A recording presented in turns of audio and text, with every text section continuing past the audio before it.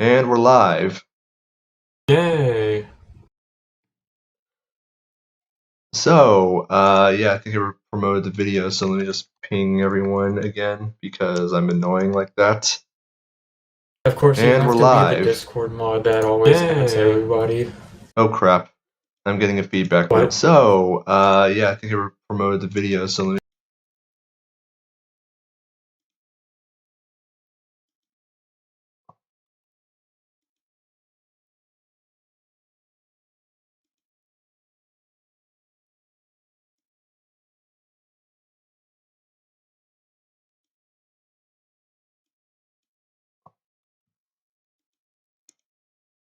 Oh, I see. Okay, there we go. You found the problem? Yep. Or you solved it? Yeah. Yeah, that wasn't supposed to happen. Okay, so yeah, everything should be fine now. Yeah, sorry, I had the stream open in another browser and I didn't realize it. So I was actually picking up audio from it. But anyways, yeah, we're good now. Yeah, sorry everybody for the delays for streams not being here and not being around. One, we had the channel that we usually stream on getting striked because YouTube thought we were being too edgy in regards to vaccine misinformation. You know how it is. You know how that crap is. Now, Yeah, of course your channel gets striked for that, but not the numerous times that people sent in very offensive donations toward people of color I mean, we repeatedly. would never, we would, just to be clear, we at the Backalley, we do not endorse racism. We do not endorse any kind of bigotry whatsoever because bigotry is a crime and crime is for black people.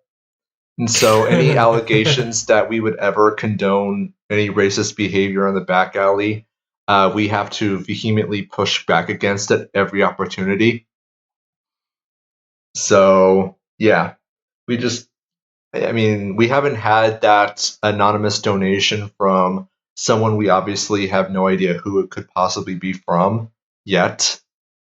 So that hasn't been an issue at the moment. But we're just letting him know, because we know he's watching, that we do not tolerate racism on here. We do not tolerate any criminal activity. So just be aware, anonymous person who we're not sure who it is, you're on notice and you have absolutely no place here. So, Asia, how are you doing? I'm okay. I'm okay. I'm glad summer's coming up. I just want to be home. I just want to do things that aren't work. All. Yeah, I know what you mean. I want to do things that aren't going to the hospital, which is primarily the other reason that I haven't been able to do these streams before, because, yeah, I have a thing now, and it sucks. And I don't like going to the hospital. But anyways, yeah, should we start getting on with the topic at hand? Yeah, go ahead. Okay, so we've talked about the Gravel Institute before, aka Bootleg PragerU. As moronic as PragerU is, their presentation is at least tolerable. Their visuals are decent, and they usually have an okay presentation for being conservatards. But these guys, Gravel Institute, they're trying very desperately to try to be left-wing PragerU insofar as left-wing means anything. The problem is that their presentation is just visually unpleasant to look upon. And those of you who have seen some of our other streams where we cover the Gravel Institute in the past, you know exactly what we're talking about. Where I don't know what it is, but it's just sort of like they go even farther than just the unpleasant corporate art style. It's just physically unpleasant to look upon. I wonder how much money they spend on their their graphics or their designers. I My wonder. guess is they probably have at least one one member of their full-time staff involved in making their visuals. The trouble is that that person is hilariously overpaid, and I would love to have that job because I know I would just get ridiculous amounts of money to do basically nothing, make very unpleasant and unappealing looking characters that would probably not look out of place in the portraits of the Habsburgs. That sounds like my job. Get paid more than I should be just for what I do. Mm-hmm. I mean, at the very least, uh, like I actually kind of enjoy the process of creating visual design and animating, which I can do. I just haven't done so in a long ass time, and I know you can do it too. Actually, I've never seen you animate. Can you animate? no. I What? can draw cute things that don't have snoots, but I don't animate, no. Yeah, you need to work on that. By the way, the snoots. It's not that I choose to not to or that I don't have the talent to, because I don't like them. I've drawn them before, and I bet if you seen them, you'd be like, "Oh, what is this?" Probably, but you just need to work on like you. I think the problem really with your art is that it's a taste question. I definitely have a more Eastern furry taste. I'm just not a fan of the Western stuff. It just after looking at that weird sloth mama picture where it's just a sloth with like a red hairdo, it just it just bothers me. It really bothers me. I mean, I don't even think the snoots thing is like an Eastern furry art versus Western furry art. It just seems like it just seems like a thing that's up to individual preference. I mean, I've seen a whole lot of Eastern furry artists make some of those like fantastic snoots, just gorgeous. Hey, there's a debate for our viewers to argue over which furry art style is better, Western or Eastern. Essentially, American or Europe versus the Japanese. I'm pretty sure it's going to vary from artist to artist. At least that's the way I see it. It's not the yeah. So, Uh, anyways, I think this we should one This should one guy we? says one of Heretic's best skills is his visual representation. At least for thumbnails, I mean claymation, and sometimes I idealize making politics videos based on them. I can't believe I just called that Claymore, not claymation. I mean, have you been playing Hey, Call that of would be a Duty? pretty good. Have you been playing Call of Duty? I have, and they're the reason why I stopped playing it. Yeah, that's probably why. That's If that is that is an important skill though, being able to make claymores. I can't believe people figure out how to. yeah, I do. Yeah, but I do appreciate the remarks on the visual presentation. I have at least some background in graphic design, so I would hope I would at least have some understanding of things like composition, the rule of threes, and color stuff. Actually go ahead and ask before we get started, have we gotten any donation by chance? No, not yet. Wonder when he'll make his appearance. Oh, I don't think you will. Well, I mean, as I'm pretty sure you're aware, we're currently streaming on an entirely new channel to get around that stupid YouTube thing. So there's a very good chance that he has no idea that we're even streaming. Can you imagine? Oh jeez. Yeah. Really worse. As yeah. Alright, let's go ahead and get started. Yeah. So just to introduce the video, they're going to be trying to talk about how horrible, evil, and awful it is that the government doesn't provide houses for people in the United States, and how it is that with central planning and with having everything controlled by the state, that everything can be great and wonderful and perfect in this socialist utopia, which will require them omitting some very, very important information about historical context in order for them to be able to provide their example. So for now, let's just go ahead and get started with this absolutely horrible abortion of graphic design. One thing real quick, I'm looking, there's a section that says more videos, and on the very right, there's one that's just called How to Defeat PragerU, the Gravel Institute.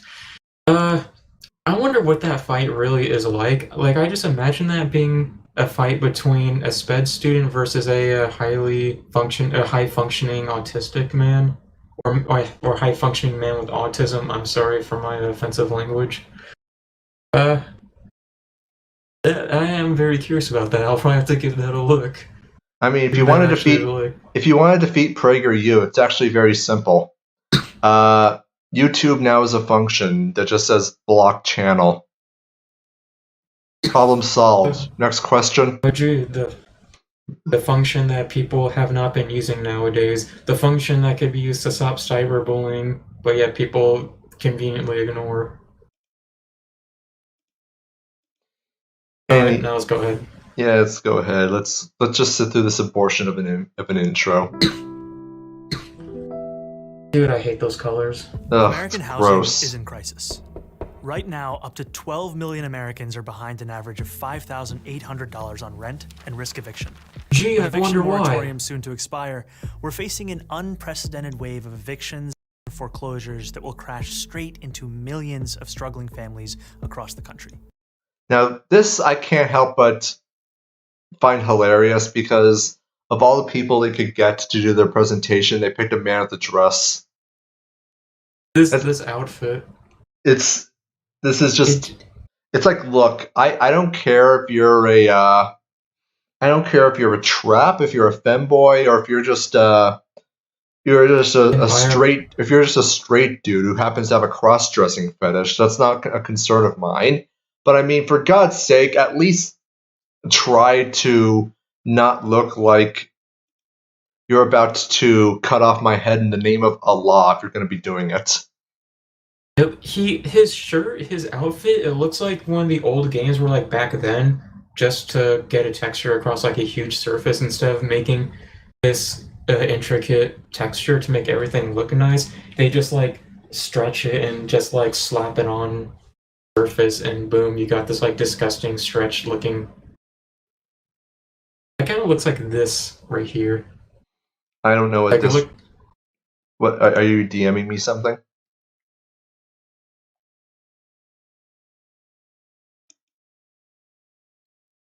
If you're showing me something, I can't see it. I'm not. I didn't send you anything.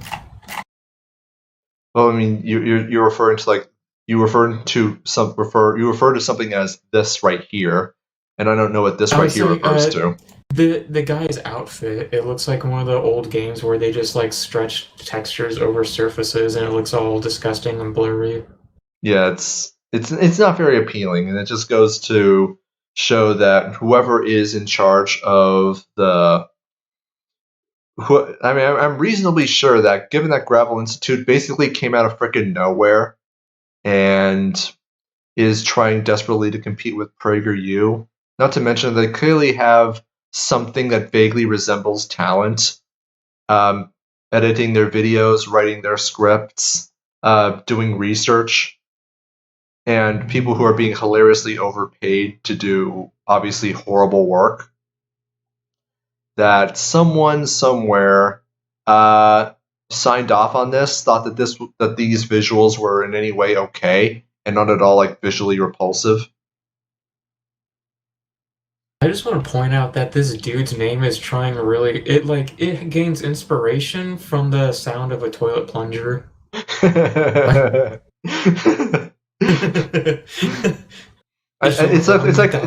sounds like this fancy, like, limited time Subway sandwich name.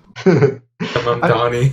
I mean, I think it's one of those names where someone was. It's like, you know, in the 90s, you had those black nationalists with, like, pseudo Afrocentric names that sounded like they came from Africa, but they were clearly just a random string of syllables that they just made up that had absolutely no meaning whatsoever. That kind of like that name, except the guy's trying way too hard to be a cockroach.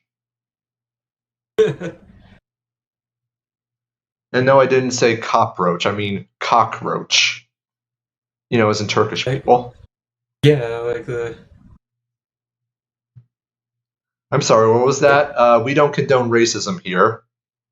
Cockroaches. Anyways. Cockroaches aren't people, and there aren't races. That's true. But as to actually address what he is presenting, it is true that there is a very large number of people in the United States who have or who are behind on their rent by very significant amounts, and even those that aren't still have to pay like at least 1/3 of their monthly income on rents, which is, as I'm sure you can imagine, if you're not in that situation yourself, rather hard living, to say the least. And it's not terribly difficult why, or not terribly difficult to imagine why. I mean, not only has it been like way harder to have a job and keep a job, people's hours are being cut with what employment they do have. People are having their wages cut just in general, and that's assuming that people haven't outright lost their jobs entirely because of the economic lockdowns from the coronavirus. I'm sorry, from the scamdemic. And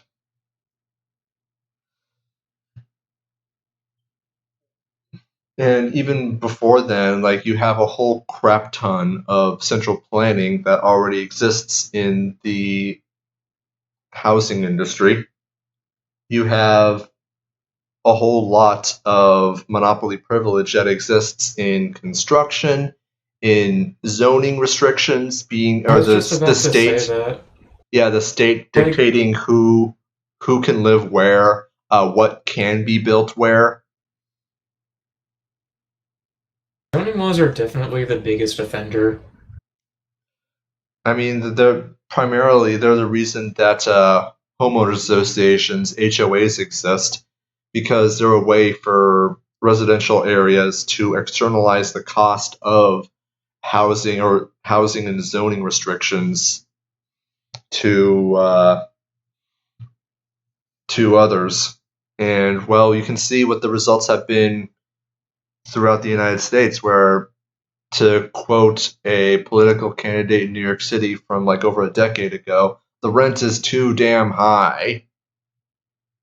I know this was a story that I heard that came out of California, where a man, he wanted to convert this laundromat to a space where you can actually, like an apartment complex. But the government of California was like, no, you can't do that. Just because of zoning laws. A place where someone could have actually made homes in a state where something like a cottage can cost you over $500,000, are like, no, you don't get housing. Well, you have places where housing is very expensive in San Francisco and New York, and it's very clear why that's the case, because you have a ridiculous shortage. Everyone knows there's a shortage of housing, and the solution should be blatantly obvious. If there's a shortage, it means that there is huge demand. Huge demand means people are willing to pay large amounts of money for something, and people paying large amounts of money for something means that entrepreneurs should just be able to enter that market, bring in a house, and just be like, hey, this house cost me $10,000 to build, but I'm willing to sell it for $100,000. Well, that is a huge profit margin on your part, but you know what? Houses usually cost $250,000, so a $100,000 house is a fucking bargain. What's going to happen then is that other people are going to feel like, wait a minute, I can spend $10,000 and sell a house for $100,000? Hell yeah, I'm going to do that. Except I'm going to sell it for $9,000 or $90,000, and that's going to eventually drive prices down and put housing to a point where it's actually affordable. But the government goes, no, no, no, man, you can't do that because we, the technocratic totalitarians who want to centrally manage and scientifically plan society, we know best. We are better than you. We're smarter than you. And as a result, yeah, we've decided that things got to be more expensive for no frickin' reason. At least no good reason. I feel like there's a communist just like internally screaming, being like, "Well, there's more houses than there are poor or than there are homeless people," even though the numbers that they use include houses currently under construction, as well as ignoring how some places you have to have a license just to do something like doing your tiles. Oh, Yeah, that's the thing. We have to have a license just to replace a tile. Mm-hmm. And oftentimes, like, you can even lose your house if your grass grows too long. Or you can have stalkers, the homeowners association, take pictures of your garbage cans. So yeah, like people, I know that these guys are going to present the real estate. I mean, I think we've clearly pointed out that in the United States, there is no free market in real estate. I mean, if you recall my video on the 2008 financial crisis, my hour and 15-minute long video explaining everything about it, all of the things that caused the 2008 financial crisis to happen, all of that legislative decree, all of those bureaucratic policies are still in place. In fact, they've actually gotten stronger, not only with the passage of Dodd-Frank in like 2010, if I recall correctly, 2011 probably was, but also a whole bunch of other stuff, little rules from local and state governments like tacked on top of it, which have almost certainly made things 1,000 times worse. So the presentation that they're almost certainly going to go with, that there is some kind of free market in the real estate industry in the United States, I think it's very clear that the people who are going to be presenting that as though it were gospel truth are not doing so with anything that resembles accuracy or anything, or being anything that resembles factual. So, should we continue, see where this guy goes with it? Yep. But the truth is, this crisis didn't begin with the pandemic. In fact, housing has been in crisis for a very long time. Even before the pandemic, in places like New York or Los Angeles or San Francisco, there we go. Median rents for even one-bedroom apartments could approach $2,500 a month. Now, right there, the examples that we're just giving, he happens to point out. Gasp, shock, horror, lightning crackle, lightning crackle, lightning crackle. I mean, in all fairness to him, I did cite those examples literally knowing that he was going to cite them. But, I mean, I watched this video before in preparation for this stream, so I kind of know what he's going to say. But, I mean, when I first heard this, I was just like, wait a minute, $2,500 per month? That actually seems really low. But as it turns out, Texas? I mean, for New York, San Francisco, and Los Angeles, as it turns out, the $2,500 per month, I wasn't able to find info on Los Angeles apartments, but for New York and San Francisco, $2,500 per month is actually the median rent for a studio apartment, not a one-bedroom apartment, which actually makes their case, I mean, you could argue it makes their case stronger, but you could also argue it makes their case much weaker because they kind of chose like the 3 cities that have the highest rent in the whole country. So you're kind of having a problem of very selective information, like the 3 cities with the highest cost of living anywhere. And a thing I was going to point out is that usually in videos like this, even like Vox, they will have sources for this information. Just on this screen, I don't see any of that. No. And another thing is, I think you brought this up, but Does this mention does this include electricity, water, anything? Well, usually, with apartments, that is handled by the landlord, so that's not something a renter usually has to deal with. But I think you can make a stronger case by saying that, particularly like rural and Rust Belt parts of the country, a median one bedroom apartment will be around $1,000 a month, which, considering the median income or median monthly income of people in the area, is still going to be a pretty ludicrous amount of money, to the point where you basically have to be splitting you have to just be splitting the rent among like two or three other people just to be able to, have anything that resembles a lifestyle. I know in my area there was one place I checked out over a year ago and it was at 900, but as far as I remember, that didn't include utilities, so that could be higher. Yeah. Well, question: do you have a crypto miner? Do I have crypto miner? No. It would be really cool to have one, but yeah, just wondering because that would usually bring up your utilities up a little bit as well. So, yeah, we were talking about the bedroom apartments being ridiculously high, and yeah, I mean, in all fairness, sorry. I am glad that they at least went with one bedroom apartment because for some reason statistics always use two bedroom apartments even though most people might not need two bedrooms. Like you can fit if you're just a married couple, you don't have any children, you're going to have one bedroom and that's the end all be all case for a lot of people.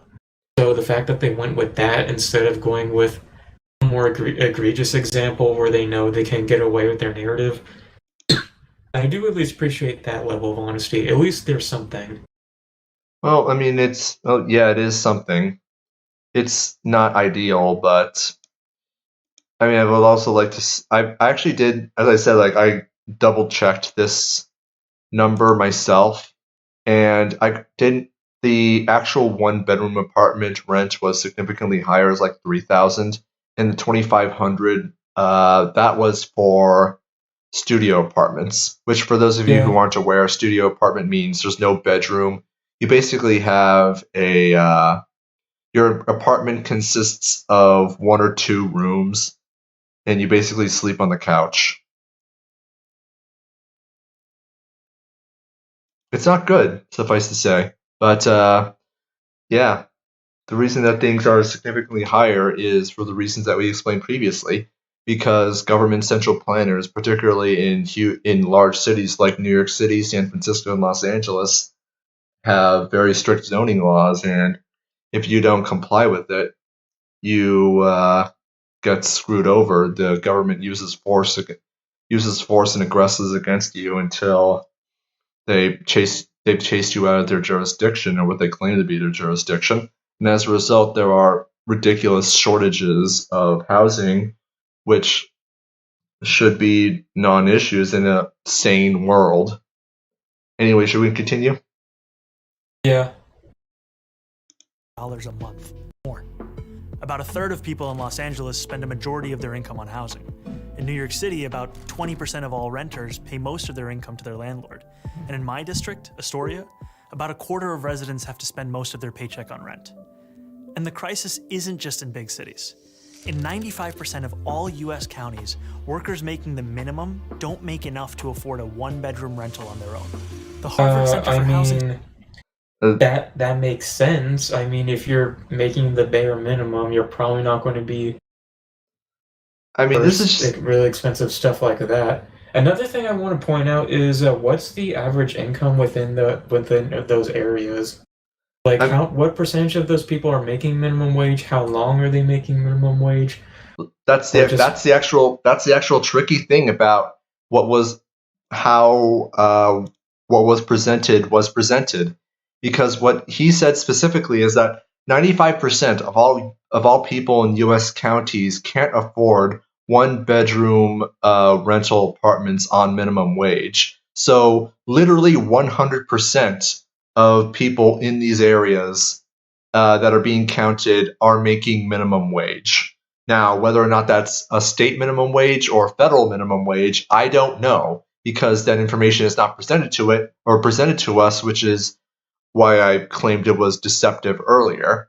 But you can see very clearly that they're manipulating statistics in an attempt to create an impression that apartments are a lot more unaffordable than they actually are. Which, I mean, I don't think is controversial to say that apartments are too expensive. That shouldn't be, or that the rent is too damn high. We've explained that the rent is too damn high. That is not controversial whatsoever. However, the way that this is being presented is so deceptive that it leaves people with the impression, and I have to wonder if this is on purpose, it leaves people with the impression that the rent is not too damn high. There actually is one thing that I do know about minimum wage, is that currently in the US, 2% of all people make minimum wage, most of which tend to be people under 18, like teenagers, people who are going through like high school. And then on top of that, within 1 to 2 years, those people end up leaving that job to end up getting another job that pays higher. Well, I mean, there shouldn't be a minimum wage to begin with. That kind of thing is determined entirely by central planners who initially created minimum wage with the express purpose of pricing black people out of the labor market. That was actually the express reason for why the minimum wage existed to begin with. It's not a problem. It's not the problem of the minimum wage and that it's not high enough that people can't afford rent from it. I mean, I can't imagine that you're even at a point in your life where you should even be paying rent if you're doing a minimum wage job.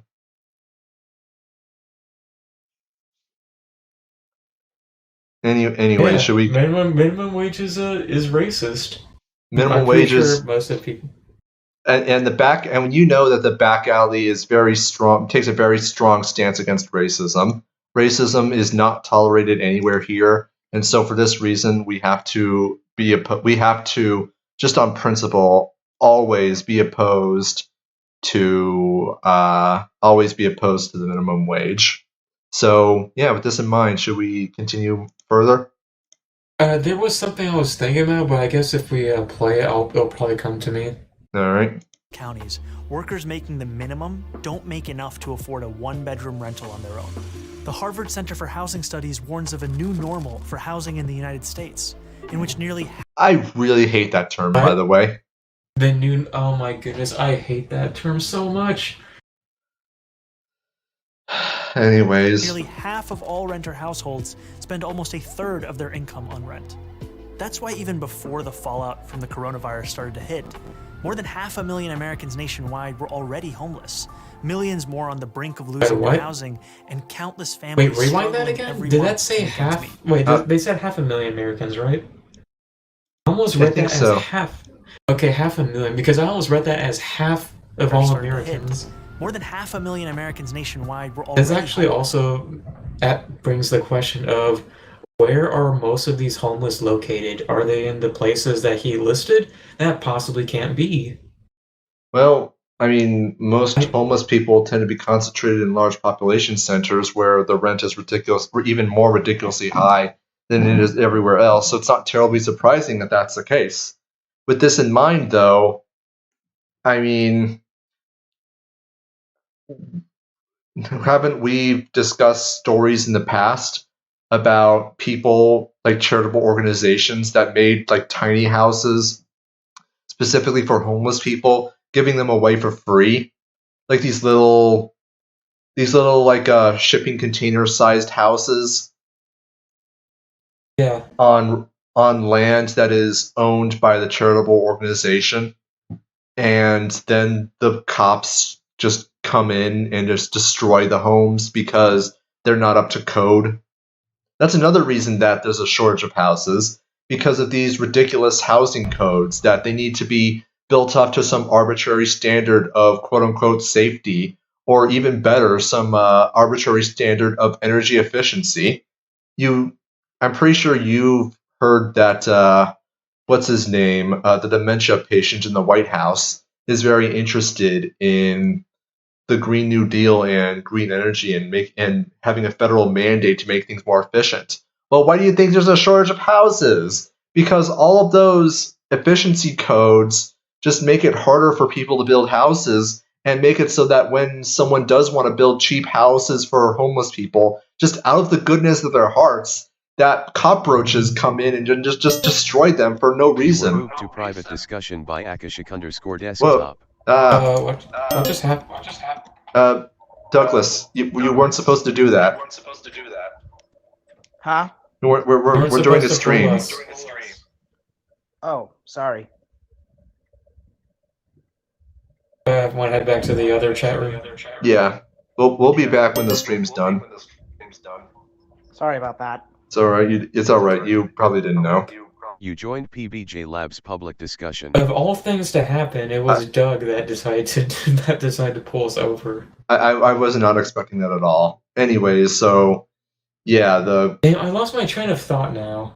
we were talking about how building codes and this this Green New Deal thing is actually going to result in an even more exacerbated shortage of housing, because it's going to be just yet another regulatory burden that construction companies are going to need to jump over just to be able to produce a house that's going to be more expensive, by the way, the housing that is going to housing whose construction costs are going to be passed on to the consumer, resulting in houses that are significantly more expensive than they were previously. I mean, what is it, that old boomer meme of old economy Steve works a summer job, pays off his house? Yeah. And you can't do that anymore because of just how expensive the state has made housing. I mean, of course, there's half a million Americans who are homeless because the government keeps destroying their houses. In several cases, like literally. I mean, what was it? I think I remember seeing an article from the Free Thought Project a couple months back of a SWAT team that literally grenaded some guy's house and just completely destroyed it, and nothing happened. The guy's house destroyed and he's SOL. Jeez, dude. Yeah. So yeah, government's literally destroying people's houses, and it's amazing. And it's amazing that only 500,000 Americans are homeless, considering all this crap. I actually want to make a prediction, is that when eventually when governments, not just the US, but around the world, decide to start providing people free housing, I feel like their excuse is going to be that it's cheaper than if it were to... it's kind of a similar argument to how people say they should support free healthcare, is that it would be cheaper just to have the free healthcare rather than just sending people, or giving people no, this is the argument. It sounds similar to another one where if you give people $5,000 to help them get back on their feet, it's a lot more money efficient than if they were to go in a hospital and such, because of their conditions led them to that position.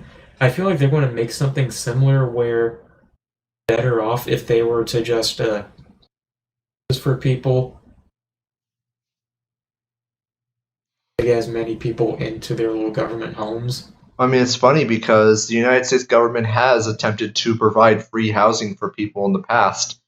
I don't know how familiar you are with the various housing projects in Chicago. The most infamous example being Caprini Green, I believe it was called. I've never heard of it. It was this big apartment block that was meant to be free public housing. And oh my god, just like I've actually like visited the Caprini Green complex before it was finally demolished. The place has actually been slated to be demolished for several years, but people were living there and refusing to leave because they knew if they left that their homes would just be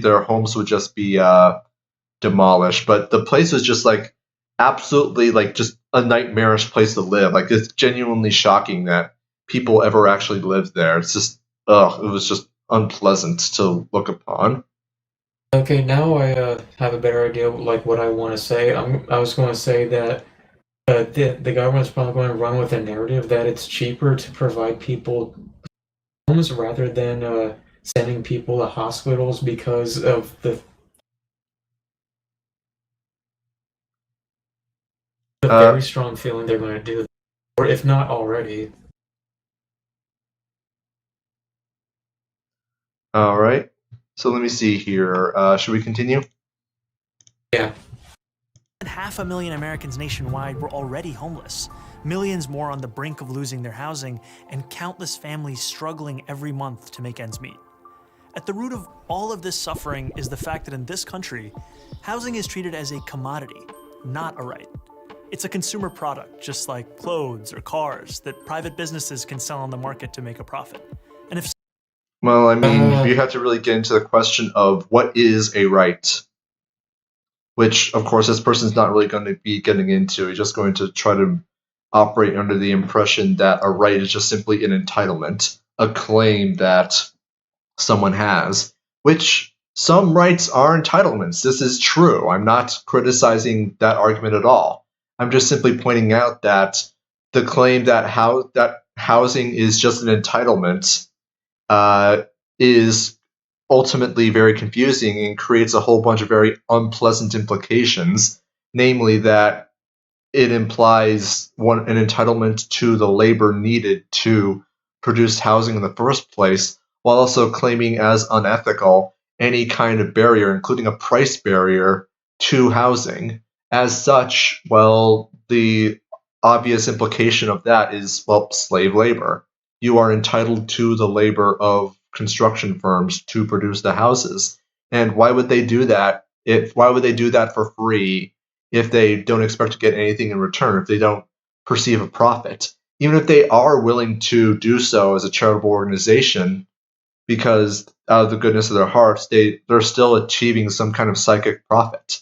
They're not going to do so. They're not going to produce the houses just because some bureaucrat told them to, or because they were persuaded through some great socialist argumentation, assuming one could even possibly exist, that somehow it is good that they produce houses for free, but it's preposterous. A right is just simply a right, and I'm going to be explaining this in my future video, is just simply a context by which a person is justified in using violence. So by saying that housing is a right, you're stating that the ability to acquire housing, have housing, or possess housing is a context in which someone is justified in using violence. In which case, like, there would be literally nothing wrong with just like armed thugs going in and kicking someone out of their house because they have a right to housing. You can literally call anything a right, and you can make any kind of justification for it. Like, it doesn't have to just be a house. Housing is a right or should be a right. You can also say computers are a right or should be a right. Valentine's gift cards from fucking Hallmark are a human right. I would actually go a step further, because what you end up with is an inevitable conflict where who has a right to housing and what counts as housing is fundamentally unclear. I mean, I think it would be uncontroversial to say that a 10,000 square foot McMansion counts as housing, but what about just a hole in the ground with a tarp over it? Is that housing? And if so, like, how do you know if that's housing. Is there any kind of equivalency between the McMansion and the frickin' hole in the ground? Is who decides what is housing and what isn't housing? You end up with that kind of knowledge problem, which ultimately makes it impossible to claim that housing as a right has any basis in knowledge whatsoever. And that's even before we get into any kind of conflict regarding people's right to housing conflicting with people's right to bodily autonomy, which is necessarily implied to be violated by the very fact that housing as a right implies slave labor. So because you have these very significant knowledge problems, there's really no basis by which any claim to housing as a right could ever be anything that resembles knowledge. It's just something that people think that they desire. And you know what? Housing as a right also has another big problem, and that is that there's a lot of people that don't want houses. There's people who who live in mobile homes and RVs and camper vans and various other places, and they basically have a nomad lifestyle. The idea of living in a single fixed geographic location is outright unpleasant to them. And as a result, well, yeah, they wouldn't want a house if it was offered to them. And yet, for some reason, the housing as a right claim would necessarily mean that the person who is just simply making their own decisions about how it is that they want to live is somehow acting unethically, even though they're not hurting anyone, they're not bothering anybody. There's also the other problem of being the fact that for the longest time, housing was never a right, and yet now suddenly people are saying it is. What difference between now and then was there a point where we had to say, well, the difference it's so arbitrary. It's so arbitrary that how can you really call it a right if at any given moment thing can suddenly become or Well, I can tell you what changed. The state figured out that they can enrich themselves by convincing people that housing is a right. And you saw this, of course, in the 70s with the Community Reinvestment Act, where they figured out that, yeah, housing as a right actually enriches the state. Which is primarily the reason why that whole shenanigan happened throughout the 70s, 80s, 90s, and the 00s. Because the state figured out that, yeah, being able to control where people live, how people live, and what their living standards are gives them power, gives them control, authority, and leverage. So, of course, why wouldn't they want housing to be a right? Why wouldn't they want universal home ownership?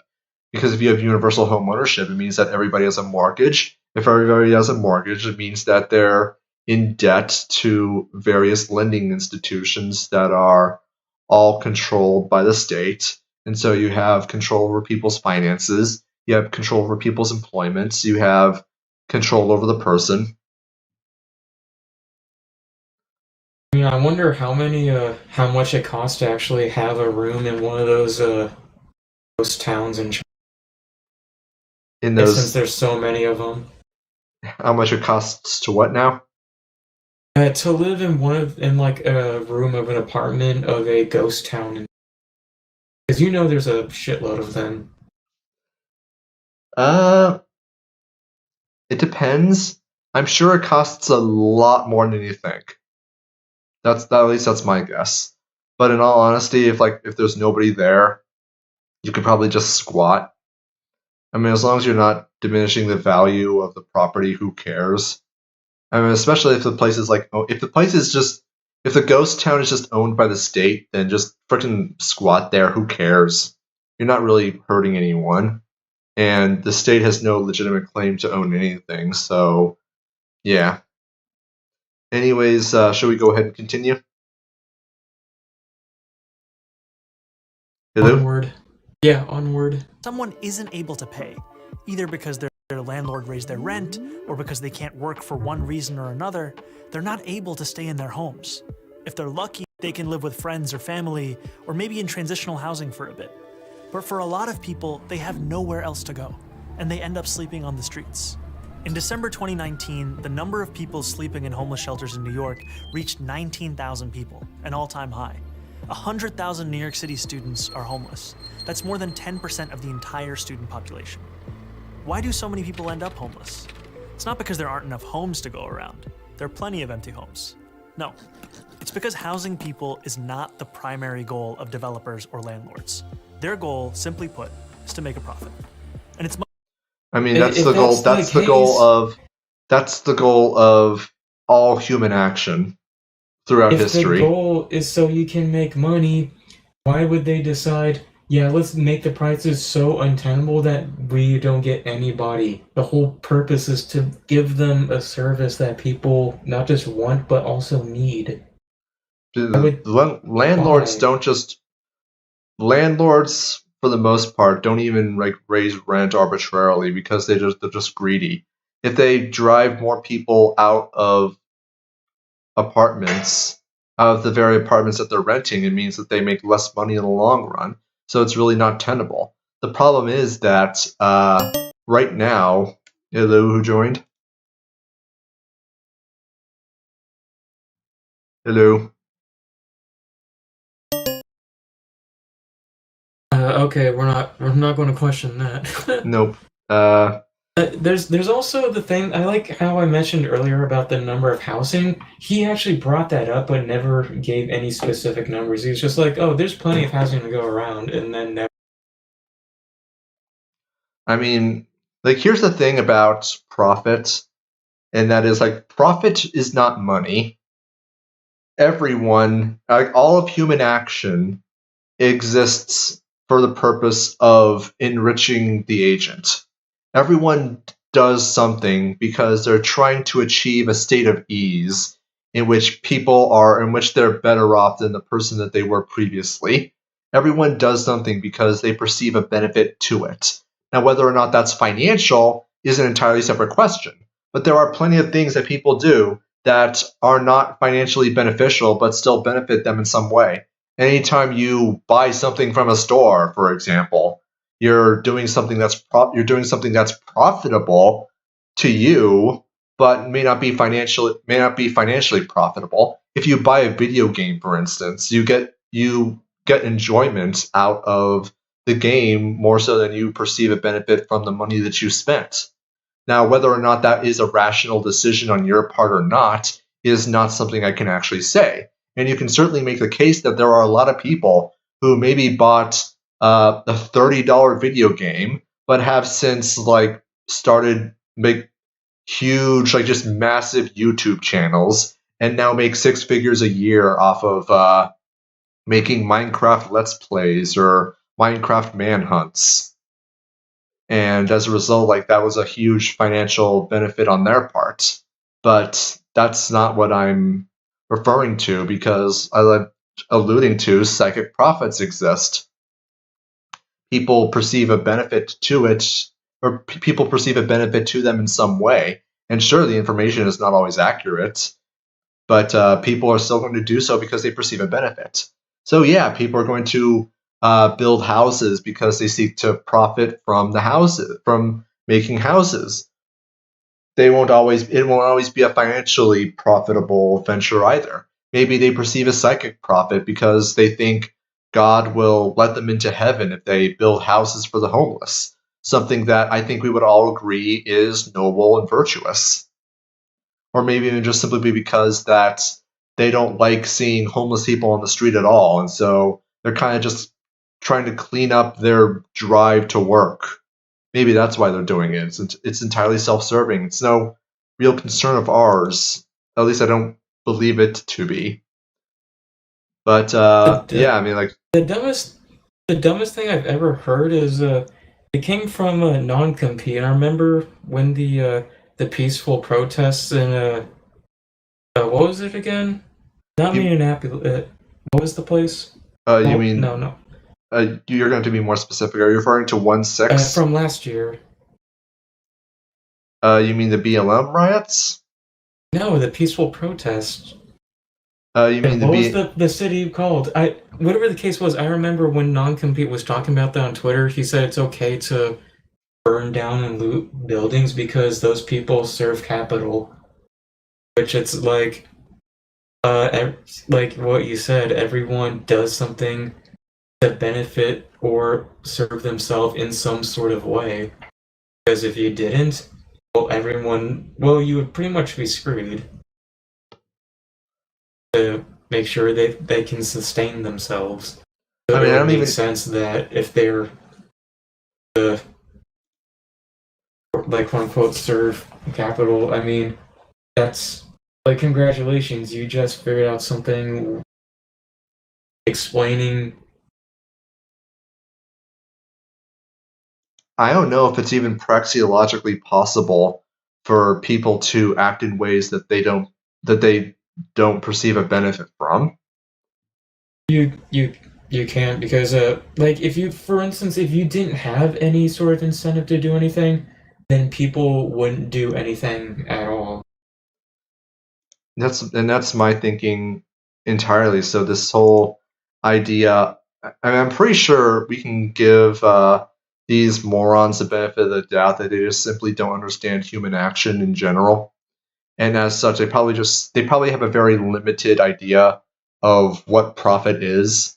Their definition of profit is probably going the strict Marxian definition, which is that profit is the value gained from workers' labor that is not paid to the laborer. I shelved the stocks at GameStop. I deserve the entire store. Pretty much. Yeah. But that's probably what it is they're trying to do. Unfortunately, it's incredibly confusing because people make it incredibly confusing for no reason. Well, that and of course have a discussion about it. The whole point is I think I wouldn't be surprised if the whole point of Marxism is to deliberately to confuse people with this assumption that there is somehow a fixed amount of value being produced by any worker, whether or not they are being paid. You were moved to Backalley streaming voice chat by Akashic_desktop. He did the.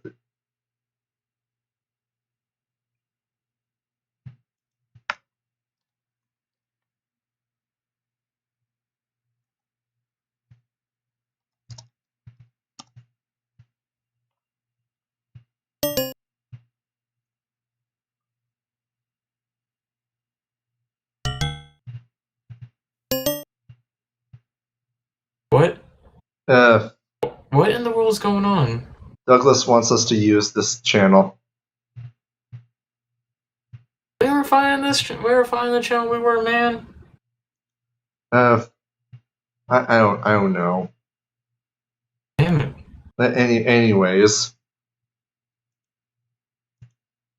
So we were just talking about the incredibly confused way in which Marxists attempt to communicate the idea of profit and how it is that they use it to mislead people. I wouldn't be surprised if it actually was intentional, because I believe it is intentional, because if they did have to grapple with that, like if they actually did have to grapple with the straightforward definition of what profit is, then they would actually have to have a discussion about the logic behind Marxism, its inherent contradictions.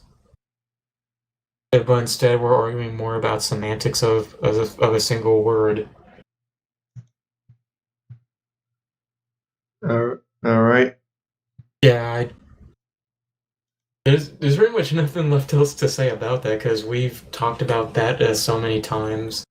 Anyways, let's go ahead and hit continue, because I judging by the luxury condos sign, I have a feeling I know where this is going.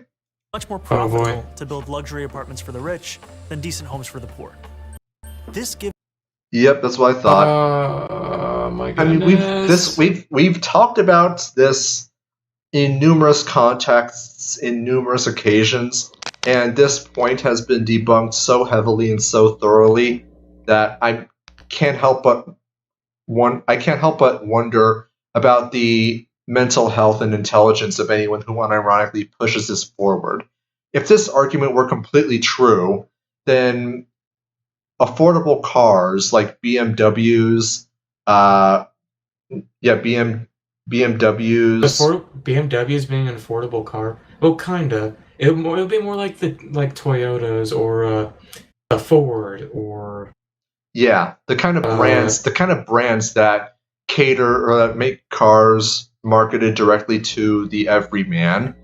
Those wouldn't exist because it would just be more profitable for them to just market exclusively to rich people. There would only be Mitsubishis or Ferraris, cars that would only, like supercars that would only exist in the $100,000+ price range, which I think we can all recognize is, well, completely insane and completely divorced from anything that resembles physical reality. Certainly, you can say that cars are more unaffordable than they otherwise could be, but I mean, once again, you assume that there is a free market in automobiles, which I think we all recognize is most certainly not the case.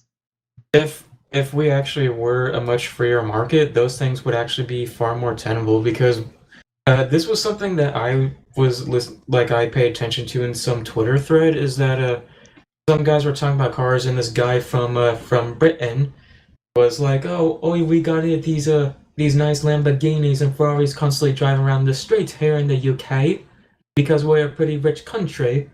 And of course, the UK itself, as far as like last time I checked, is in one of the top 10 greatest countries in the world for mix. Though that could be a discussion all of its own because of what considers something more economically free than the other.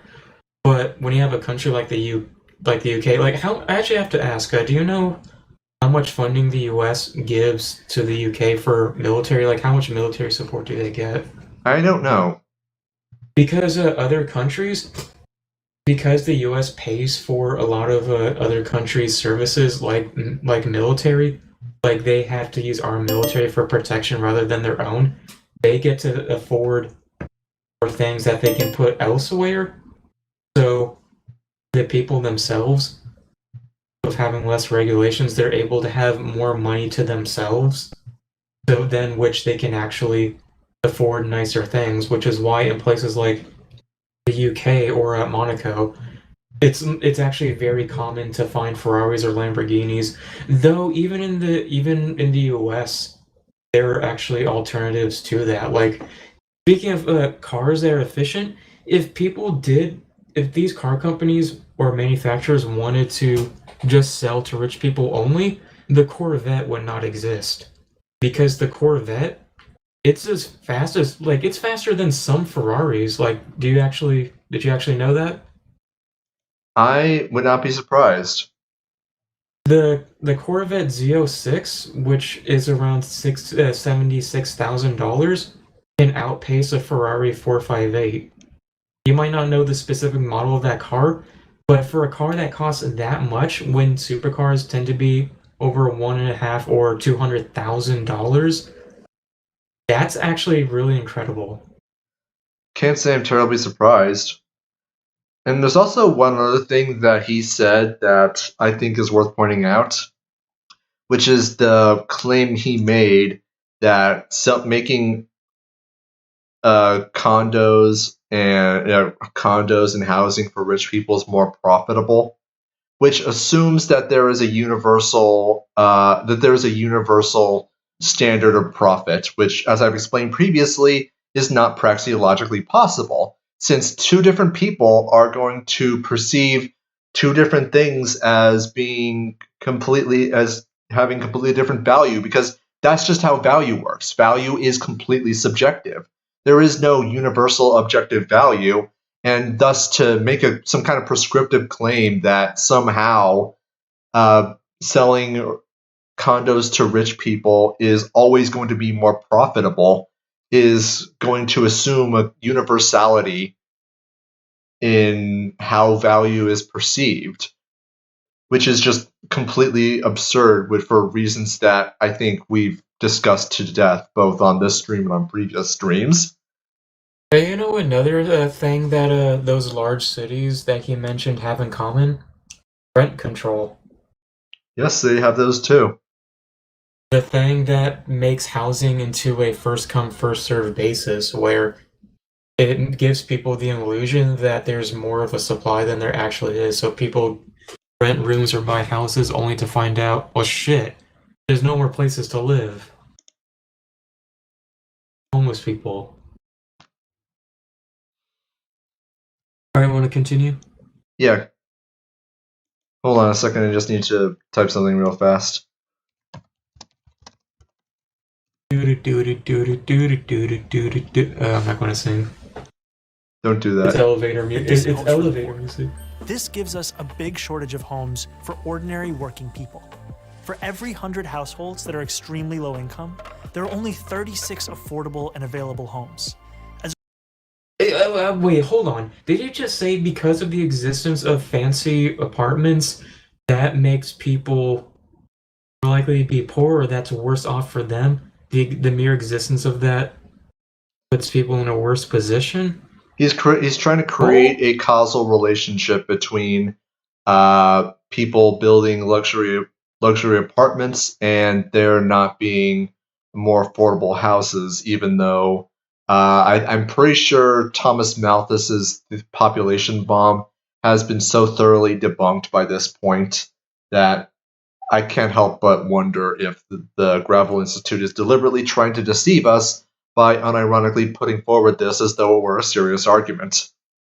Now, how many of these luxury apartments are there compared to, like, standard apartments? Now, that's my next question. I don't freaking know. Will he answer that? Yeah, will he answer that? No. I guarantee you he won't. Alright. As a result, we have plenty of housing for the rich, but poor and working class people don't have nearly enough on the market. So what the heck? Both of you are muted. Nope. Is Doug continually doing that? Yes. Bruh, we're streaming. We can't have this. We can't have this shenanigans. He was trolling this fucking stream, boy. He is. He's trolling. You're unintentionally trolling. You can't. You guys can't. You guys in the stream can't hear what he's saying, but he is typing out that he's not trolling the stream, which I'm sure he's not intentionally doing it, but this is the kind of behavior we would expect from someone who is trolling. Hence the accusations. Anyways, let's go ahead and hit continue. I mean, yeah. Douglas, look, if you want to join the stream, I can send you the Watch Together link. Just let me know, okay? You can literally ask us. There's DMs.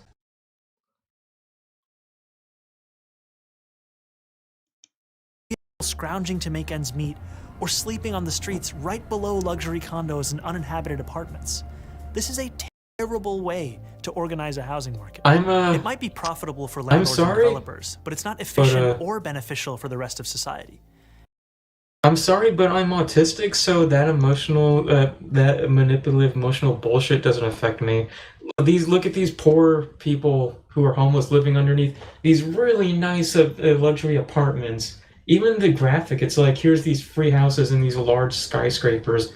No, there are these poor people who live right next to these buildings that can't live in them because their housing market sucks because of the capitalist. You know what? I've had 16 years of government school, and you know what I've learned in all that time? Bullshit. I've learned to not care at all. So this emotional manipulation crap doesn't work on me either. I don't even know if it's just because autism. I think it's just because government. It's the only way I was able to survive government school, and that is just to stop giving a crap. I mean, it's also I mean, it's kind of ridiculous. I mean, we've kind of talked quite a bit about, like, yeah, there are serious problems in the housing industry, but I think we've identified pretty clearly that this is largely a result of government central planning rather than, just landlords and developers being greedy. I mean, if they were being greedy, if they were motivated entirely by avarice and just the acquisition of pure currency, and they just wanted to sleep on a bed of dollars, which, I mean, if that's what you're into, that's fine. I don't care. But if they wanted to do that, then I think we would all recognize that they wouldn't be behaving in the way that they're being described here. They would want to have as much housing and as many apartments available to as many buyers as possible. If they can get a couple of what are known as whales, people who are willing to pay huge amounts of money for a luxury apartment, fantastic. But anyone who has done anything that resembles market research knows that whales are only going to represent like 20 or like 5% of 5% of your customers. They're a very tiny percentage. So yeah, you absolutely do have to offer apartments to everyone else. It's just that the reason that they don't exist is because the government makes such apartments either impossible to build because it's too expensive to build them, or when they do actually get built, they are not up to code, and as such, the police just straight up destroy them. Is it any wonder that things happen the way that they do? Want to continue? Yeah. Profitable for landlords and developers, but it's not efficient or beneficial for the rest of society. In fact, housing doesn't have to be seen as a market at all. In other countries, housing is considered a fundamental right, like education or healthcare. That means the government goes to significant lengths to guarantee everyone has a home, and the market plays a much smaller role in the construction and distribution of housing. So education let's hop across the pond and about 100 years back in time. Freaking stop. Hop across the pond and about 100... There it goes. Freaking hell. Watch Together is just becoming harder and harder to use. But anyways... It's becoming sentient. It actually might be. But, yeah, I love how they just throw out that education and healthcare is a right. No, it's not a right for the reasons we've explained previously.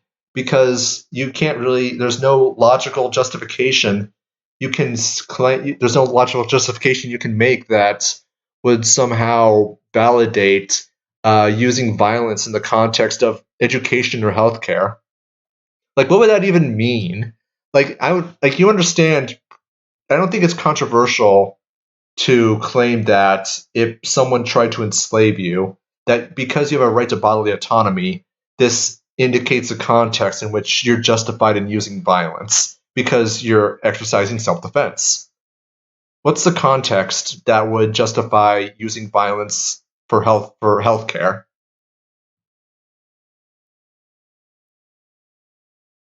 Oh, you're asking like the question actually. Yeah, I don't know. Or is it no? It's rhetorical. Okay. I mean, it's rhetorical, but I'd also very much like to. I'd also very much like to know. Like, if someone tried to force you to make a home, would you act in self-defense? Yeah. Well, yeah, they're trying to enslave me. Of course, I would defend myself. I've had to defend against people who cannot say things that were not very nice. If I'm going to do that, then you sure as fucking hell I will definitely do the same exact thing. If someone if someone gave me some tools and told me, go do this, or I will shoot you. I mean, at that point, yeah, they would be violating your bodily autonomy. So yeah, you would do that. Like, I don't understand what kind of defense or what kind of context violence could possibly be justified in healthcare or education or any other of these entitlements that Marxists very much like to throw out there as though it were some kind of right. Or you could be a tanky and just completely disregard them and be like, no, fuck you, I don't care about what you have to say, you're just gonna die. Also, I gotta love how he wants to throw out that because it's a right, the government provides these things. Now, what does the government providing something actually mean?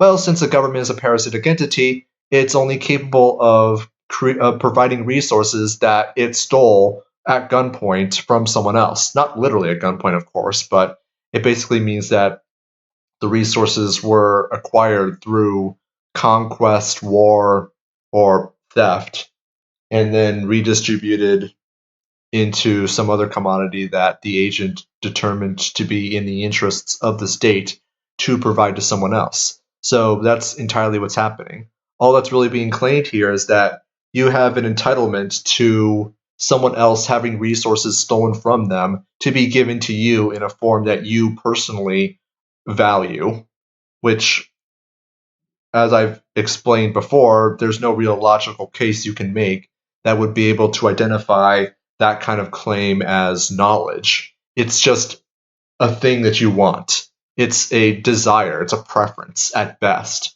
Your preferences are evil and horrible, but it's still a preference. And it makes me wonder, how good is their housing anyway? Oh, he's actually gonna. That's actually, I think I talked about this before with the Caprini Green housing project in Chicago, which was just absolutely freaking wretched.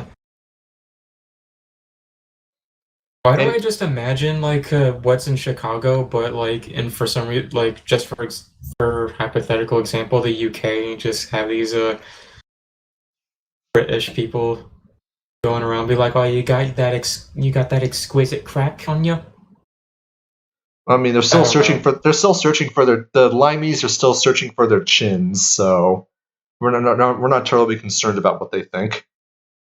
Yeah, I don't yeah, those people, the British, I don't speak the language of stupid. They're not of my concern. Fuck them.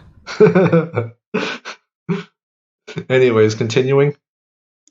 Yeah. Let's hop across the pond and about 100 years back in time to take a look at just one example of how an alternative housing model got started: beautiful red Vienna. At the end of the First World War, the Austro-Hungarian Empire collapsed, leaving behind a number of successor states, including modern-day Austria, home to the former imperial capital of Vienna, the 5th largest city in the world.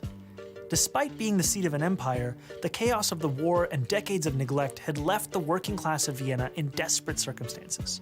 Inflation was rampant, jobs were scarce, social services were non-existent, and hundreds of thousands of people were crammed into decaying tenements where overcrowding, disease, and violence were rampant. Oh, I know So where it's no this dude's surprise going, that but I definitely know what I'm 1919, going to say. the first elections ever held in Austria where all adult citizens could vote, the Social Democratic Party swept into power at the municipal level on the promise of dramatic social and economic reform. And they delivered. The new government of Vienna implemented a huge... I'm just letting this play because I think it would be better like if we hear the whole thing. Range of services, including public health care and public child care. They built high-quality hospitals, schools, and recreational facilities. But their crowning achievement was an ambitious program of social housing, what Americans call public housing, that began in 1923 and saw 60,000 new apartments constructed in the first year of its existence, built by the government and financed by taxes on the rich. But these weren't the kinds of apartments you might picture when you think of public housing in the United States. Yep, that's Caprini Green. That's what I was talking about before. built in the that thing. Yeah, look at that monstrosity. It looks like a Lego brick that was just dropped in mud. To me, it just kind of I don't know what to describe it, but yeah, look at the playground. It's more well maintained than the apartment complex. Yeah. Now that's actually false, by the way. It was not demolished in 1997. That the building actually stuck around until like I think 2016. Like it was slated to be demolished in 1997, but as I said before, like the people who were living there basically stayed there and went out of their way to make sure that they couldn't demolish it. And they were only... I heard about that story. Yeah, and Chicago was only like relatively recently able to actually demolish the buildings. I mean, I saw them personally when they were still standing, so I can assure you that they were not demolished in 1997. I figured he was going to bring that up about the housing, and this was something that you and I have definitely talked about in the Backalley voice chat, where weren't hotels so cheap that they were just able to buy those and just live in them? Yeah, actually, I think we should cover what he's trying to talk about happened in Vienna and their public housing project. Yeah, I mean, it is true that there was a very ambitious public housing project that produced very nice public housing projects in Vienna. This was completely true. However,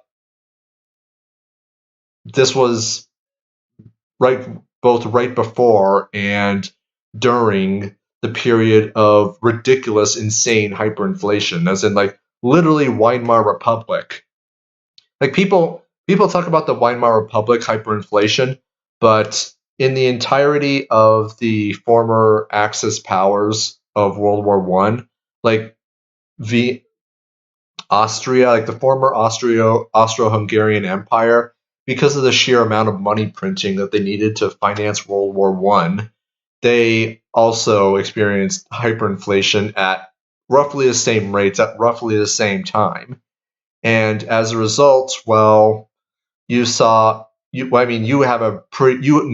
what was happening in the Weimar Republic, where people needed to bring wheelbarrows of marks just to be able to buy a loaf of bread. The exact same thing was happening in Austria. And as you said earlier, like there was a period where homeless people from England would, with the money that they had, with the British pounds that they had, they would buy out luxury like penthouse suites in like big luxury apartments and rent them out for months at a time. Homeless people who had no money, like took what little money they had and lived in penthouse suites in luxury hotels for months at a time, because that's just how much more powerful the British pound was compared to the German mark, or I don't remember the name of the Austrian currency. It was like just absolutely freaking hilarious how things were broken. What also ended up happening in Austria, in particular, was that the national currency basically stopped being accepted entirely, and all sorts of regional governments actually started printing their own currencies. Some of these currencies were like pieces of art in their own right that would depict like landmarks, historical figures, and landscapes or printed on paper, and they were just like genuinely gorgeous pieces of art. Whereas other of the locally printed currencies were like literally just stamps on little like slivers of wood. The actual currency that was printed locally, like there was a great amount of diversity. In fact, it's actually a vindication of something that I believe Mises predicted would happen, which is a kind of like the creation of local lines of credit as a way of escaping a rapidly deflating currency. So, I mean, it's very hilarious that he being the guy presenting this video, would try to present Austria as an example when Red Vienna is actually a horror story, an example of what happens when government largesse is allowed to go unrestrained, and you end up with a huge policy of money printing, central planning, and public works that goes completely out of control. You end up causing you end up screwing over the very people that you're trying to, or at the very least you're claiming to help in the first place, with just poverty, destitution, and having huge parts of your economy just being bought up by people internationally, not even like rich people, but like homeless people who would just buy up expensive ass apartments. Dude, that would be so cool. I wonder what it's like doing that like in Venezuela. Can people actually do something similar? Like probably not on that scale. But like can people like how is it like doing that to other countries, or is that like not really possible? You could. I would not recommend it, just simply because the government will probably just confiscate and just take whatever it is that you try to buy. There's not even like a pretense of private property protections, so you can pretty much guarantee that you'll be demonized, and whatever resources used to buy up those commodities in Venezuela will just be confiscated by the government for reasons. But this is a very useful lesson for how it is that people who are watching this stream right now can actually allow for hyperinflation, particularly in the United States, to work for them. Because if you have inflation will not affect all countries simultaneously at the same rate. And so even putting your money into British pounds or euros, for instance, or Russian rubles will put you in a much stronger financial position than if you just have your money in dollars. And even then, it's like you can get the same effect by buying up precious metals and cryptocurrency while it's still affordable.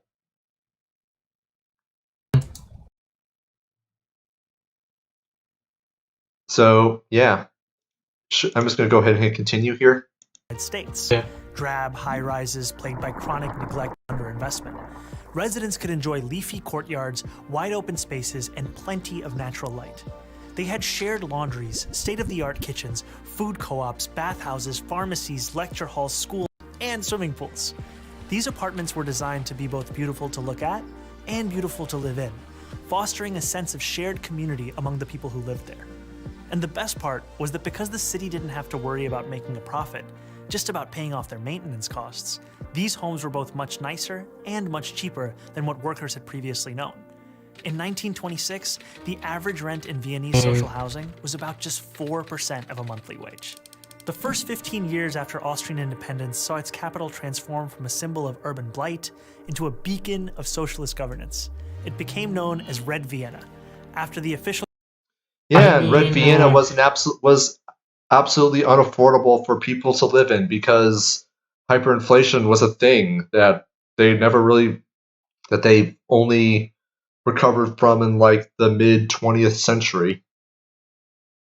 And I find it funny. It's like, oh, they didn't have a profit incentive to make these houses crappy and useless.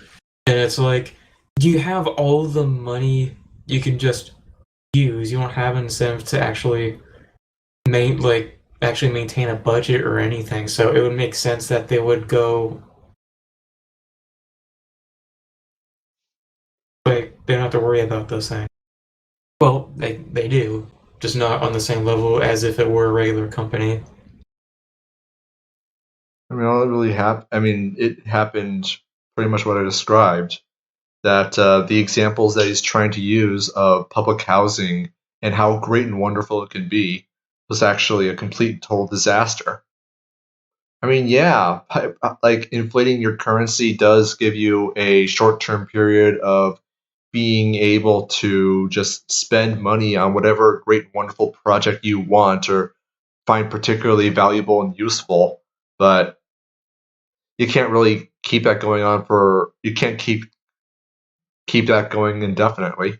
You can try, but the result is just that your currency becomes worthless, and when your currency becomes useless, you can't You can't maintain your political economy. It makes you wonder, how are these places doing now? I actually wonder, are they doing fine? Those buildings? I don't know, actually. I will have to look that up some point. Probably. My guess is that I'm going to take a guess and just say that they were demolished around World War II. Through no fault of their own. I have the feeling that those things were destroyed as a result of collateral damage of the Second World War. That Kobani grain building. For some reason, my mind thought of like another version called Obama Kobani Green, and it's simply the same building except it's bigger and it's black.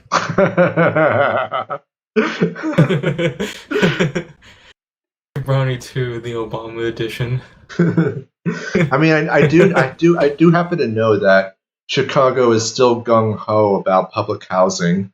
It's just that right now, what they're trying to do is, instead of it being entirely public housing, they're trying to do a mix of public housing, semi-public housing, and regular apartments that are being rented out for profit, and somehow hoping that that's going to result in a different outcome. All right, let's continue. All right. Color of the socialists who had pioneered these changes. And even though Red Vienna fell in 1934 when the country was seized by fascists, who did what they could to roll back social housing, that commitment to good, cheap housing remained after the Second World War. Today, an astonishing 62% of all city residents live in social housing, with the average monthly rent falling somewhere between $400 and $600 a month. With subsidies for lower-income tenants. I was pausing it. Sorry. I like how A, they still have to pay hundreds of dollars just for the rent. B, he's proud that over half the population is in housing by the government. Not their own, no, it's that kind. Doesn't that not seem worrisome at all? That they're controlling how... I mean, keep in mind, like, these are that Gravel Institute is largely Marxoids. And so for them, the idea of individual autonomy and people having control over their own resources, including their own land, their own property, is arguably more distressing for them, because it means that the government can't exercise leverage over them, which means that they can't be centrally planned, or they can't be manipulated into complying with the technocratic plans of the central planners. So, and they find that to be even more distressing. Why are they also doing... Like, I understand that they're putting this in US dollars, 400 or 600, but we're operating under a fiat currency, and the currencies between countries varies. As well as, like, their ability to earn them. I mean... So how can you really... So it makes me wonder, like, how is this...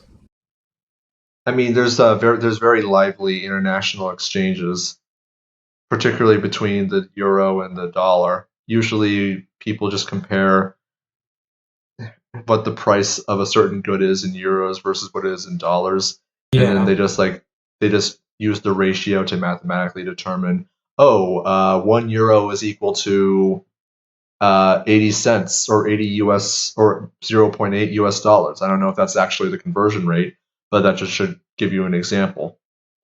Yeah, but I know that, but like beyond that though, like the ability to earn the money, like how's that like the value of their currency itself? Like they kind of give us this picture like, oh, if like it would actually be this cheap, but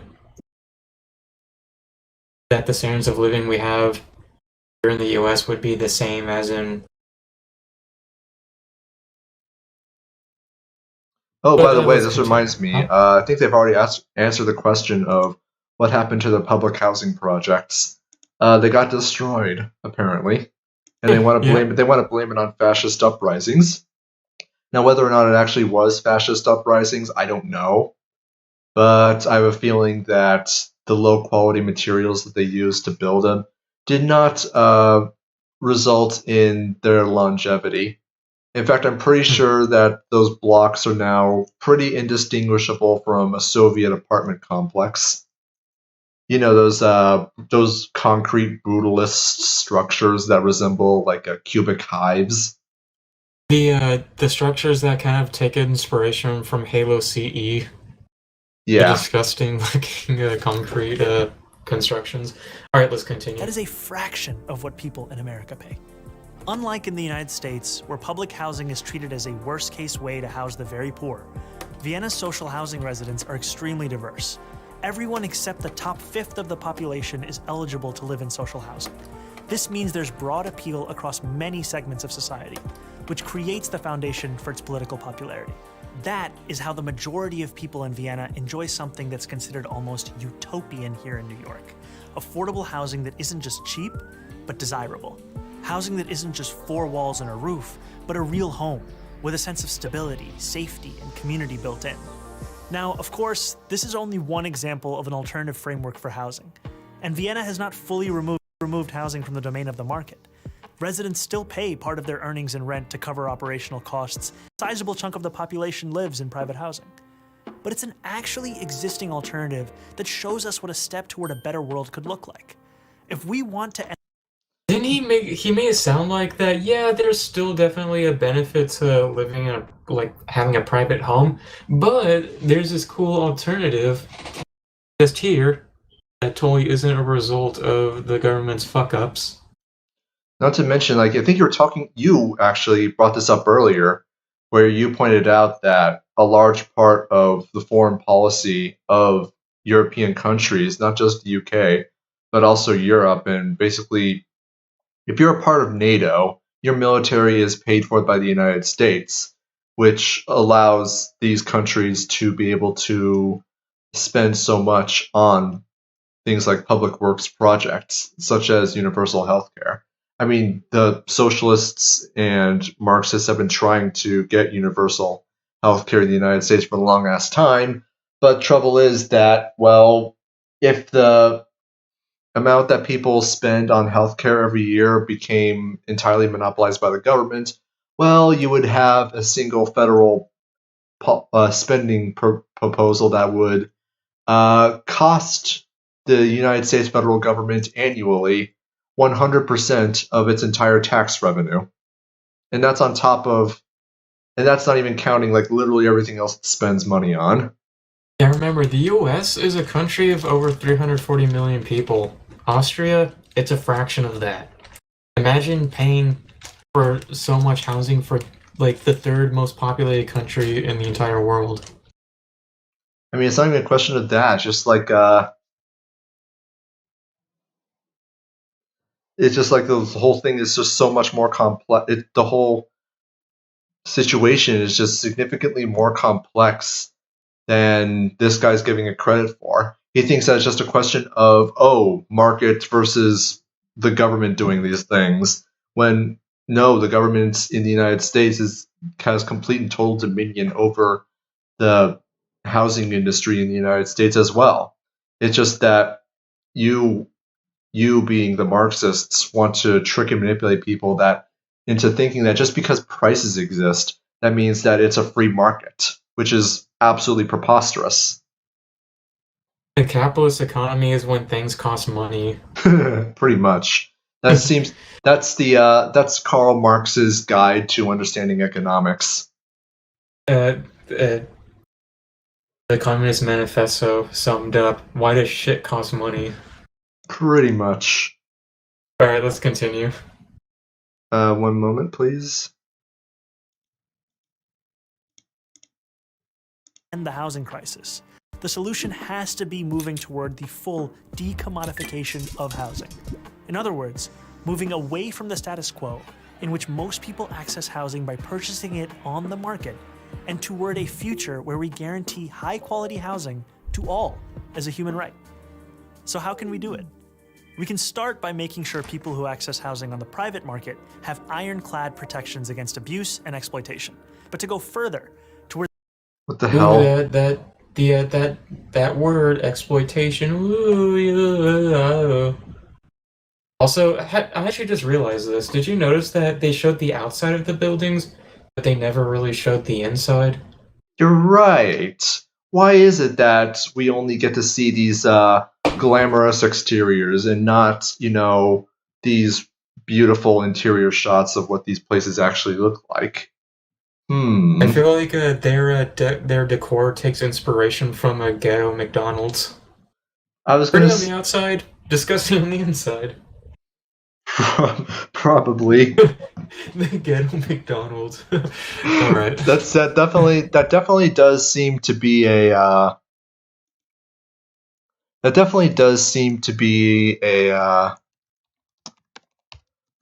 problem where a whole lot is very selectively shown. I wonder why it is that we're not allowed to see them. Or for some reason these people didn't have a budget to put that stuff in there. I mean, it's possible that there's like concrete bricks on the inside. Although then again, like these new buildings that they're trying to show aren't exactly very nice either. They're kind of just they just look like they're just tacky. Yeah. They're still very simple in design. It's just they make up for it with bright colors and random externalities to give it that modern look. Yeah, the modern look is not particularly good either, and I think it's showcasing that they still follow the very brutalist architecture that is very characteristic of the 20th century. That showcases that they're using incredibly cheap materials and craftspeople who really don't give a shit. So yeah, the housing still sucks. It also is indicative that they showcased a lot of buildings that were constructed like 5 and 8 years ago. I wonder why. It's because all the buildings that were built 10, 20, 30 years ago are gone. I wonder what happened to them. It couldn't be because they collapsed because they were shoddily designed and broke apart at the moment that someone tripped and fell on a toothpick. No, they got bombed by some random white supremacist fascist. In the 2000s? All they had to do was just sneeze coronavirus on the buildings and then they collapsed. Ah, right. Yeah, I should have known. Let's continue. We're almost done. Yeah. Model. We'll have to go beyond the market. We can establish community land trusts to gradually buy up housing on the private market and convert it to community ownership. We can give tenants a right of first refusal to buy out their landlords when buildings go up for sale. And we can fully commit to a new era of social housing, ending subsidies for luxury housing development and using our wealth to build beautiful, high-quality social housing projects that offer good homes and strong communities to everyone. What the hell does that even mean? He's just... I feel like I don't understand the words that he's trying to use. How do we... I like how he brought up subsidies. Like, okay, let's bring up the thing that also is contributing to the problem, giving people money when they deserve it or could be used to actually allow people to support the businesses and companies they actually want. Maybe not subsidizing industry is something that should be done. Nah, we can't do that. That's preposterous. Yeah, that requires too much thinking, and therefore, frankly, not about that life. Yeah, too much. It's too much effort. They definitely have the pattern of. I mean, we're trying very desperately to do a mental cosplay of a koala.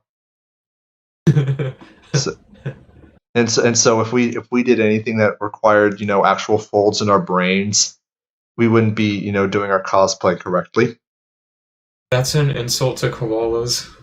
Is it though? I mean, have you ever spoken to a koala? They're very much into public housing. Yeah, I actually did talk to one once. It said filthy snaps their spines in half and makes them into glow sticks. Huh. Well, you must have spoken to a very strange koala then.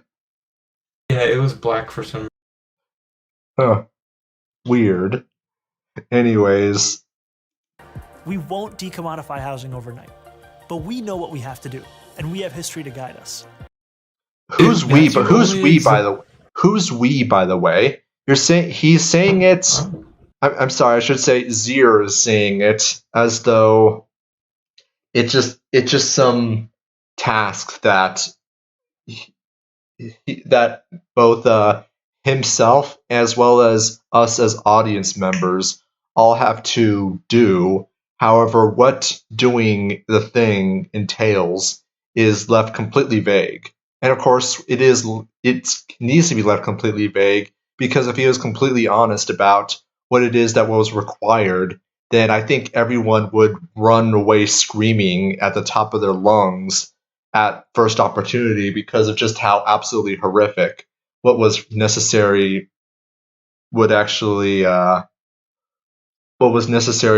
entail. Namely, that you're confiscating people's property, you're initiating violence against peaceful people, you're making the problems that already cause a problem that isn't controversial, you're making the problems worse, and you're engaging in a very hefty amount of what's that called?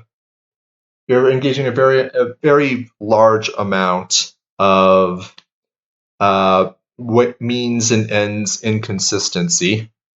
You want frickin' cheap housing, I understand, but the thing that's caused housing to become expensive in the first place is government violence, and using more government violence to solve a problem caused by government violence is somehow going to solve the problem caused by government violence. How does that make sense to literally anyone except a Marxist? Like some SpongeBob level logic right there. No, I wouldn't even characterize that as SpongeBob level logic, because SpongeBob level logic actually needs to be able to be understood by like a first grade audience. This is like I mean, are you honestly implying that Gravel Institute's audience aren't full of stupid kids? No, actually, because I give kids more credit than this. I'm of the opinion that kids, if kids, even first graders, can understand some very complex subjects if it's explained to them in a way that's one, logically consistent, and two, coherently explained. I'm sure you could do it. And I've heard kids explain very complex subjects in very excellent ways. So it can be done. The problem is that these people are just freaking dumb. I mean, with a name like this guy has, yeah. He might be a little sped. They call themselves the Gravel Institute because that's what happens after after they wake up, because they ground their teeth into gravel, and that's basically all they produce. Yeah. Maybe I don't think I've explained that properly enough. They're the Gravel Institute simply because that's all that's in their head. They have rocks for brains. They're the gravel of the buildings that definitely collapsed by The Gravel Institute because that's how they're trying to rebrand the broken edifices of their ideas after they've collapsed into rubble. Oh, it's not rubble, it's gravel. We make foundations and we make driveways with this stuff. I always give PragerU the credit of they do like this sort of university sort of mock. Like they role play as like they're this university full of intellectuals. Gravel Institute, they'd be like, we're gravel. Crayons. Gravel. I should just draw a soy jack just eating gravel in his mouth is like bleeding as he's eating it.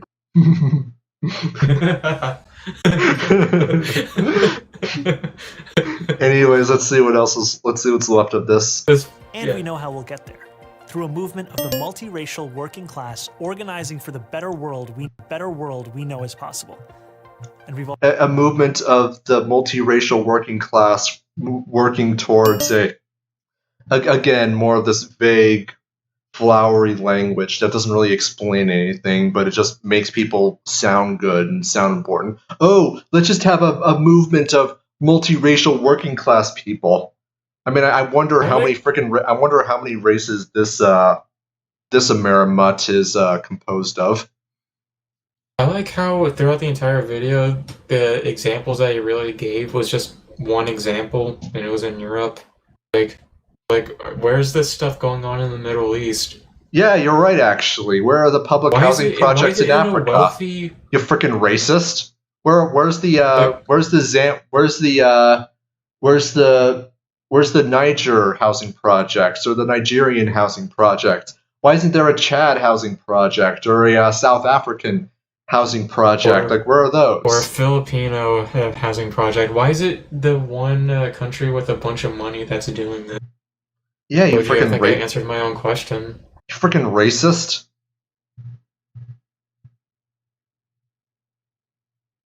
Wait, what the hell just happened? You joined the Backalley public. Oh, frick. What in the world? I don't know. Alright, let's finish up this video. You were moved to Backalley streaming voice chat by What the hell is going on? Desktop. What the? You're trolling us. We're finishing. Let's finish this up. We got 30 seconds, and plus I really have to go to bed because I should have been asleep an hour ago. And we've already begun. I'm Zohran Mamdani, Assemblyman for New York's 36th Assembly District in Astoria, Queens, for the Gravel Institute. Oh, I think I know how to pronounce his name. It goes, You know, I just pronounce his name. I pronounce his name as retard. And if you disagree with me, and if you disagree with my pronunciation of the name, then you are literally a racist. Also, you gotta love one thing. It's not the Gravel Institute. It's the Gravel Institute. It's fancy gravel. we are the broken edifice of our ideas and our credibility has been ground down into gravel, but because we believe that it's more profitable to sell to rich people, we decided to call it premium gravel or rebrand it as Gravel. I feel like they would actually. I hope they don't actually take the idea and use it as like selling. Like, if you want to subscribe to our channel and support us by giving us money, you can do the premium donation Gravel. Where you get extra bonus content such as this 8-hour video of 1 frame of gravel. We'll send you some candy gravel in your mail once a month. It tastes like actual gravel. They are very dedicated to their brand. I mean, it's impressive, but they should definitely fire their graphics department and hire me because I can do work 1,000 times better than they can. Even my dumbass could probably do something better than them. Well, yeah, but the difference is that I can animate. You should try and get hired from them. And I mean, that would be kind of hilarious, like an actual anarchist taking money from a bunch of Marxists who are just being dumb. Like in every single video you do, there's like this hidden little try-hard face just somewhere in the graphics. in the windows of this building, there's just like one of them that's just like this try-hard just sitting there. just subtly include racist memes somewhere in the background, out in the corner somewhere. It's not a racist meme because there is no race. There's only one race, the human race. It's beautiful. I mean, I do support bringing diversity amongst the races, such as the human calculators, the bombs.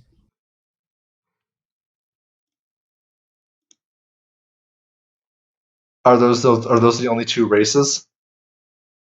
Yeah, there is another race. They're brown people, but I'm pretty sure that's a glitch that God accidentally left in when he made.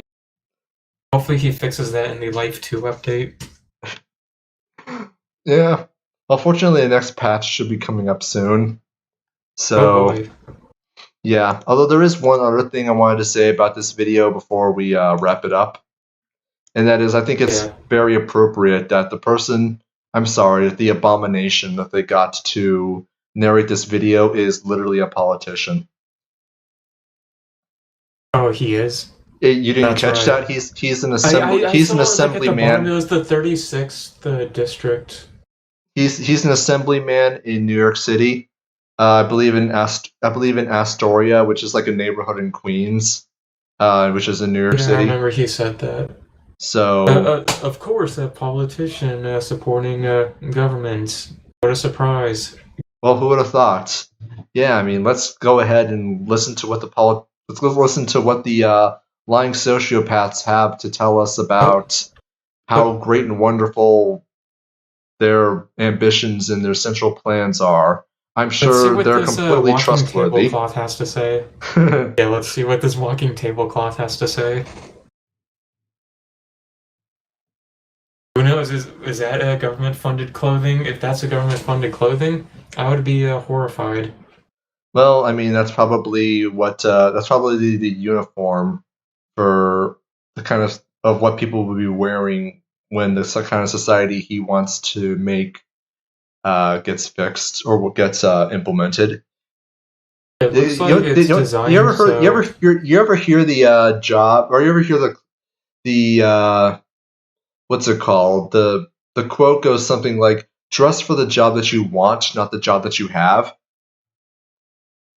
So basically, it looks like he's trying to achieve the job of Maoist peasant.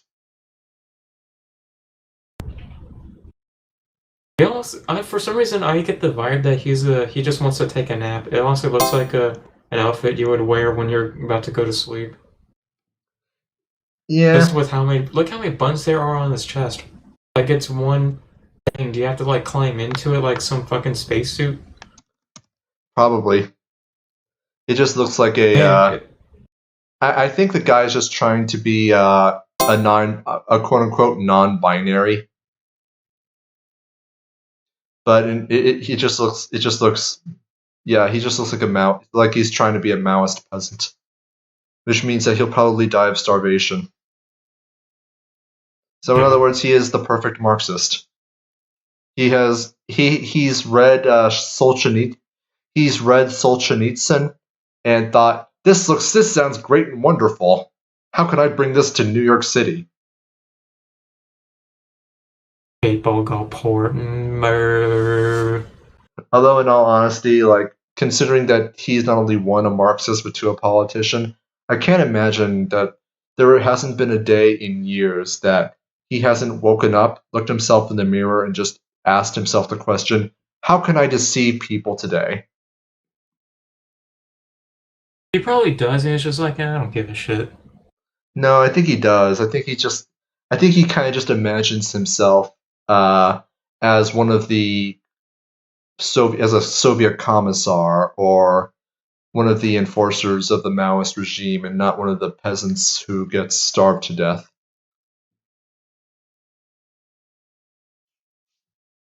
That's how at least that's the impression I get from all of the useful idiots who go along with these totalitarian central planners. They always see themselves as the rulers, never the ones being ruled over. They never see themselves as the victims. Oh, those are just other people. Those are just kulaks. We don't really care about what happens to them. They're just subversives. Everything's great and wonderful and perfect, I promise. Oh yes, of course the Soviet regime benefits literally everyone in society. Why do you ask? Also, like his smile just looks super fake, because one of the things you'll notice with real smiles is that you get what's it called, crow's feet around the eyes, like where your face scrunches up. Mm-hmm. Like when you're actually genuinely happy, get those. This dude's just doing like a half-ass smile, acting like, yeah, I'm totally not an idiot in front of this camera right now. What I'm saying totally makes sense, and these idiots will fall. Well, considering Gravel Institute's audience, I'm sorry, the Gravel Institute's audience. His audience is Gravel. That's what he's speaking to. Probably. In fact, I don't even know why he would bother smiling to them, since they physically can't perceive a smile. Either that, or they see smiling as a symbol of white supremacy because teeth are white and white is racist. I wouldn't be surprised if these dudes were gravel huffers.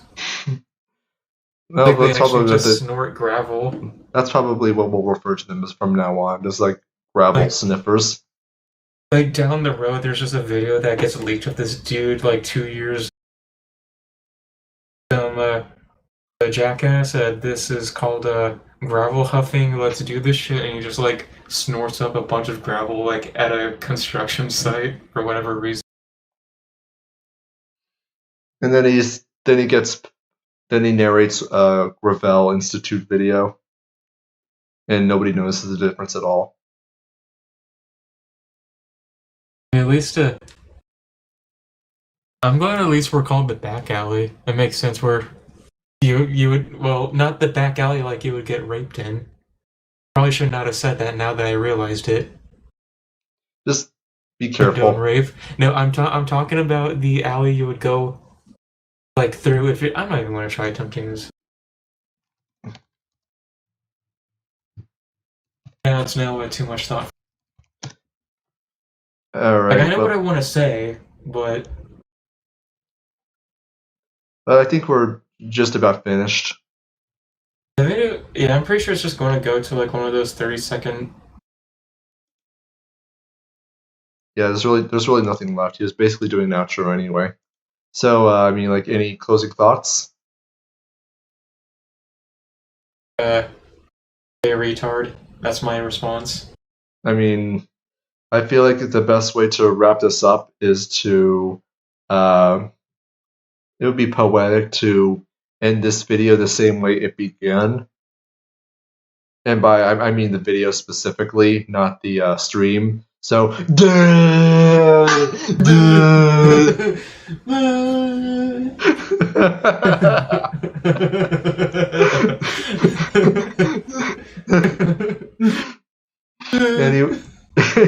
thank you for stopping by, and we'll see you next time.